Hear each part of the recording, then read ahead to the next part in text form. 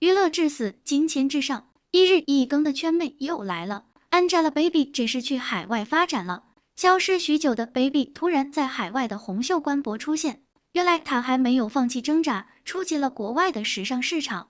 甚至有人说 ，Baby 跟蔡徐坤已经开始抱团取暖，准备一起在外发展。如果这是真的消息，他们俩能走到一起，其实也不难理解。两人本来就是跑男的嘉宾，没出事的时候关系就不错，现在出事也算是同患难的难友，也许真的会互相安慰打气。而且种种迹象表明，他们确实有着同样的野心。Baby 前段时间因为疯马秀被网友抵制，从那个时候开始，他就一直没出来露过脸，没有辟谣，没有声明，还是以前明星出事的那一套流程。估计他以为只要闷头不出声，过段时间大家忘了，就不会再有人追究。可是这一次，他的算盘打空了，网友不再是之前只看热闹的心态，尤其是这件事，他们更不会放过。舆论愈演愈烈，他的事没人可以拯救，时间也不再是遗忘的良药。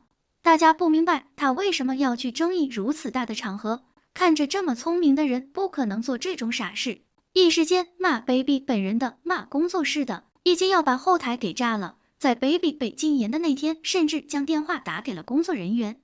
光从录音就能感受到他工作人员的崩溃，那种摆烂式的发疯已经间接告诉我们，他们已经在焦头烂额的想办法，但是没有什么用。Baby 这次真的凉透了。就在大家以为他要慢慢退圈时，没想到他又出来了。看样子他这是要进军海外市场了，顶着时尚宠儿的头衔出道，在归来仍在时尚圈打转。这么多年，他还是没能更进一步。虽然他的粉丝一直不承认他是靠着黄晓明起来的，但是不可否认的事实就摆在眼前。嫁给黄晓明后，他的邀约才开始明显变多。能上跑男做常驻嘉宾，以他当时的能力来说，是拿不到这个资源的。虽然后来粉丝亮起来了，但是他的代表作仍是综艺和美貌。就算后来去演了戏，这么多年拍了这么多作品，却一直没有拿得上台面的。每次被提到作品，也都是被骂。他应该也很明白自己的立场，没有演技，无法在演艺圈立足，说不定还会把积累的路人缘给灭了。所以他的重心一直都在时尚圈。这个圈子是他不能抛弃的，也是最适合他的。不说别的 ，Baby 的颜值和身材在女明星里确实能打，私下的衣品一般，但是每次红毯都能出圈。不管因为演技被吐槽多少次，只要一次红毯，他都能靠着脸再次杀回来。就算这次被封杀，他仍能靠着颜值去国外发展。甚至有一群粉丝一直在背后支持他。只要有粉丝，他在国外也能发展的顺利，也能是一个大明星。就像蔡徐坤那样，只要不管那些骂声，他在国外仍然可以混得风生水起。Baby 选择去海外发展，很多人都觉得是效仿蔡徐坤的做法，毕竟他确实是一个很好的例子。蔡徐坤出了丑闻后，他在国内就没有了立足之地。一开始他还想过反抗，后来录音曝光，他也只能承认自己的过错。原以为他会就此退圈，没想到他竟然在国外混得风生水起。他出事的时候，正是他在国外开演唱会的间隙。新加坡结束，吉隆坡马上就要开始下一场，他就出现了这种丑闻。大家都以为他会取消演唱会避避风头，可他没有。也许是知道自己在内娱混不下去了，于是他将赌注下到了国外。说来也奇怪，他出事后演唱会没人退票不说，万人场地竟然也座无虚席。他没有受到一点影响，还是那个站在顶端的偶像。他在演唱会上的魔鬼发言，至今让网友们不解。什么应该大胆一点去做想做的事，还说都是人也是有需求的，这是在解释自己一夜情是对的吗？真的令人头大。虽然我们不知道他什么意思，可他成功的骗到了他的粉丝。现场多大电视一直在一直爱的灯牌，让大家知道了粉丝对他所作所为的态度。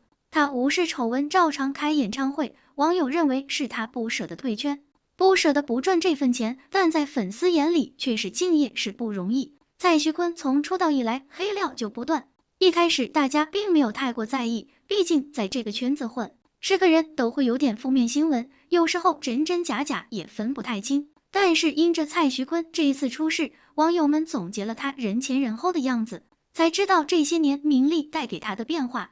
刚出道没多久的时候，每次看到他都是一副谦卑的样子，这次出事，网友们找出很多他耍大牌的证据，在机场双手插兜等开门，帽子掉了没接住就不要了。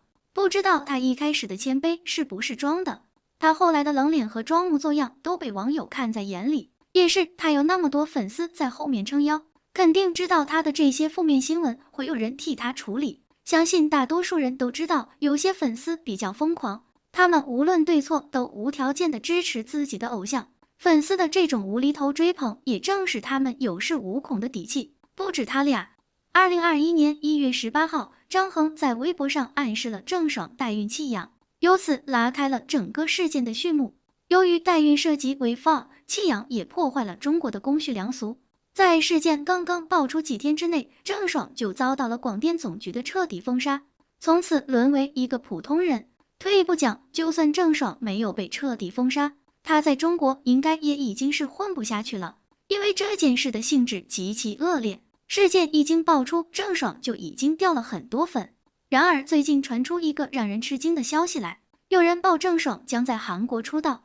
即使韩国的娱乐圈比内地更加复杂，而且韩国的竞争更加激烈。自打与张恒之间的事情曝光后，郑爽的日子也并不好过。一方面要和张恒打争夺孩子抚养权的官司，一方面又要面临巨额的赔偿。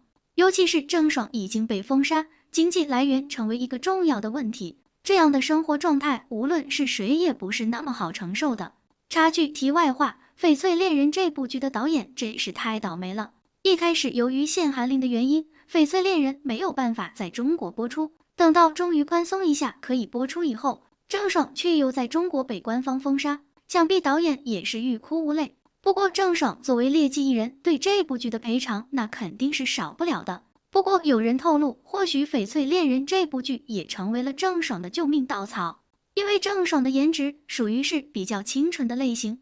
而这样的颜值正好是韩国娱乐圈中很吃香的颜值，很招大众喜欢。有知情人士透露，郑爽已经和韩国的经纪公司取得了联系，粉丝们又替郑爽高兴了一把，因为郑爽终于找到了新的出路。不过在韩国娱乐圈的压力可是比在中国要大得多，而且郑爽肯定不会像在中国一样受这么大的重视。但毕竟郑爽这也算是有出路了，粉丝们都表现得很激动。然而事情可并没有想象的那么简单，郑爽想在韩国出道也不是那么容易的。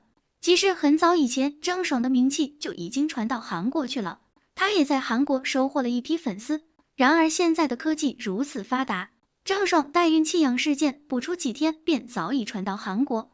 由于韩国也是一个禁止代孕的国家，韩国民众也对郑爽的做法感到大为震惊。郑爽的名声在韩国也早就败坏的不成样子，即便想去国外发展，路也早就被自己堵死。还有李易峰，最近有狗仔拍到他现身东南亚某街道，从街拍照片来看，李易峰一身休闲装扮，而且戴着黑色口罩，把自己捂得严严实实的，可能也怕粉丝认出来。毕竟他在东南亚地区还是有一定粉丝基础的。其实李易峰还是比较遗憾的，毕竟因为一个错误，把自己整个星途都给断送了。从五好青年瞬间变成了人人喊打的过街老鼠。不得不说，娱乐圈真的是一个瞬息万变的地方，一下在天堂，一下就掉落地狱。李易峰虽然还时常在社交媒体更新日常，但热度一直上不去。去年他还晒出来与神秘女子的合照和自拍照，但都很少有人关注到。据知情人士透露，李易峰其实有意在东南亚市场复出，毕竟内地市场已经无望了。如果不谋求出路的话，估计公司和个人也不能支撑很久。东南亚市场对于李易峰来说还是有粉丝基础的，以前的古剑奇谭当时就在越南和泰国掀起了收视狂潮，收获了不少粉丝，这对于李易峰的复查可是很大的帮助。毕竟从零开始很难，但有一定基础就不一样了。这次李易峰的罕见现身，不知道是不是在为复出做准备。反正据悉其团队在年后已经全部都去东南亚办公了，也有消息称他已经接了一部东南亚剧，准备开机拍摄了，可能不久后就会有新闻传出吧。即使这些劣迹艺人能一直存活，很大一部分原因就是粉丝在背后的支撑，有些错可以原谅，有些错是不能被原谅的。说错一两句话能道歉解决，可是触碰法律和道德的底线，必须要付出应有的代价。如果轻易的原谅那些触碰法律和道德的明星，他们就更不知道底线在哪里。出事之后不想着怎么样悔改，而是反复试探大众对他们的态度。这样的做法不仅拉低了社会标准的底线，还影响着新一代的青少年。为什么总说明星犯错不能姑息？因为追捧他们的粉丝大部分都是未成年，年纪小的他们还不成熟，没有分辨能力，只知道追捧。所以说，如果不给他们做好榜样，传递正能量，他们就会有样学样，这就是在变相的荼毒下一代。所以一定要呼吁身边人抵制劣迹艺人，不要无脑追捧。好了，今天的视频就到这里了，欢迎在评论区留言评论，请多多订阅和关注，我会持续为您带来更多精彩内容。